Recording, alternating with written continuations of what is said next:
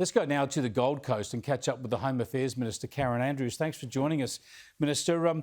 Really keen, first up, to get your thoughts on that forum that was going to host speakers from the Taliban. You'd be very pleased that it's been cancelled. Are the Taliban a prescribed group in Australia? Are they listed as a terrorist group? Well, Chris, let me start by saying how pleased I am that that forum is not going ahead. I was very concerned when I heard about it and heard Taliban were going to be invited, were going to be speaking there. And our concerns were multiple. I mean, firstly, there's a whole range of issues in Afghanistan. We've been part of the evacuation along with many other nations across the world. Clearly, Afghanistan is experiencing a level of chaos and turmoil at the moment.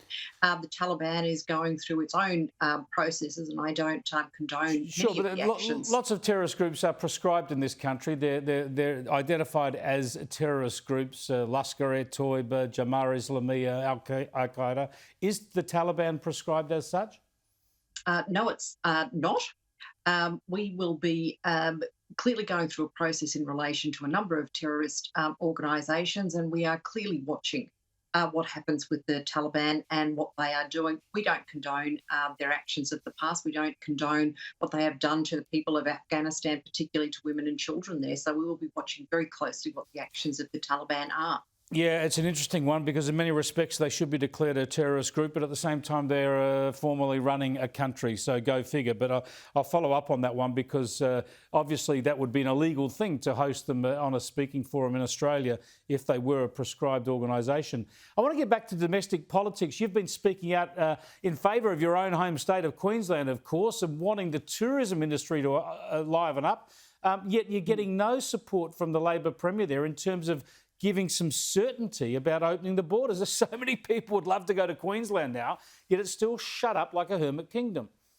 Yeah, it's an appalling situation, quite frankly, in Queensland at the moment.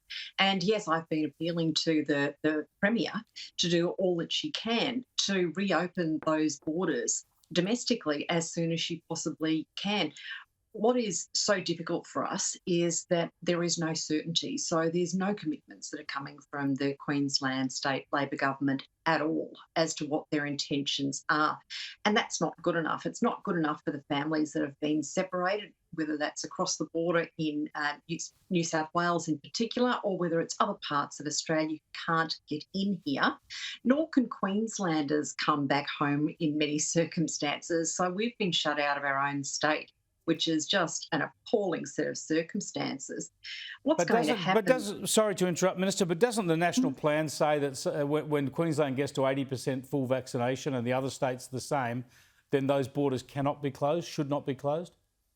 Absolutely. The national plan is very clear about what will happen at the 70%, the 80% and beyond that, which is phase D, where we are fully reopened and there is going to be free movement across our international borders. So that's for vaccinated and unvaccinated individuals, although unvaccinated individuals will need to be tested prior to uplift to come into Australia and also tested on their arrival. But yes, phase D is where we will be absolutely fully open. Now, the Queensland Premier needs to ensure that she is going down the path of reopening Queensland's borders. Now, the concern that I have for Queensland is that we will just miss out on what is happening, particularly in New South Wales. Domestically, we have some real issues with the tourism industry. It affects the Gold Coast, and I'm one of the federal MPs here, but it also affects all parts of Queensland. Now, as New South Wales opens, flights will go in to Sydney. That means that they're not coming into the Gold Coast or Brisbane or Townsville or Cairns at the level that we need them to be coming in. Now, airlines need to make sure that they have time to put in place what they need to get the aircraft where they need to be, to make sure that they've got the flights ready to go, that they're crewed, ready to go. And my understanding is that we're now in a 7-day critical time frame. And if we don't get clear direction out of the Queensland Premier, then we are putting at risk yet another holiday period because there will be insufficient time for airlines to lock in the flights that they need. Now, what about from the federal point of view and Australians and others wanting to get into Australia from overseas? Isn't it time to lift all those limits and to accelerate our plans to do that, at least into New South Wales and Victoria, where, of course, there is COVID circulating in the community? Very few people are testing positive in hotel quarantine. If they're vaccinated and they test, once they test negative after arrival, shouldn't they be free to get on their way? Well, I'm all for opening our international borders as soon as we possibly can. Work is well underway. So Border Force is finalising all the work that it needs to do. We're working very closely with the airlines, with the airports, to make sure that we can make it very easy for passengers to go through the terminals.